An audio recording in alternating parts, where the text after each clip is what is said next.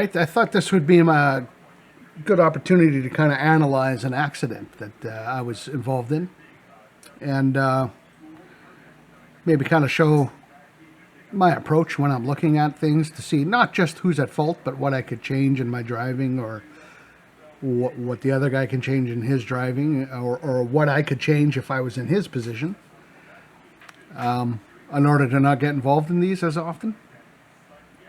So yeah, just to explain what was going on here. I was in the toe of this guy, and I wanted to, I knew I was going to pass him going into turn one, and I got a really good pull along here. So I moved to the outside to try to pull, to try to convince him that I'm going to the outside. And as soon as he reacts to that, I'm going to go back to the inside because I want the inside for the first corner. So I'm selling him a dummy, as they call it in racing. So I go outside, he starts to come across, so I'm going to go back in. And it's subtle, but he does come back and defend. And I know on this track that you don't really want to be over this white line here, to the right of it.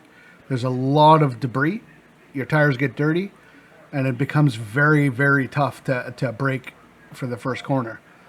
So I'm already, as soon as he starts to come in, I no longer want to be here. I was expecting him to stay out, but he's going to make this, you could call it a second move. I mean, we're nowhere near the braking zone, so I don't know. You tell me if that's a fair move by him or not.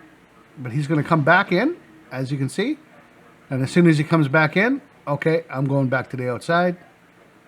And I'm not judging my distance enough. I should be lifting. I don't lift. And we have a little tap. Boom.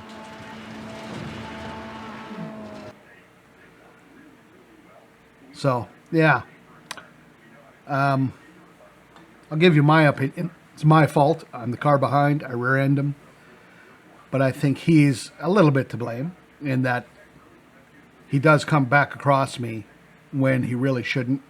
That, in my mind, it would be deemed blocking. But I put my hands up. It is my fault. I would, if I was a steward here, I would give myself the penalty and not him.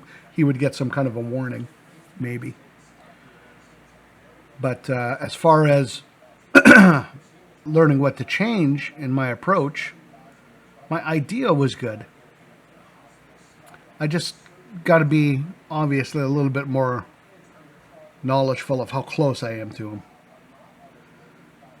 So, once he decides to, in my mind, do an unfair tactic, the brain has to switch from getting the pass done to not having an accident. And I didn't do that here. Anyways, I'll show a couple more angles. And, yeah, curious to hear what you guys think about it in the comments.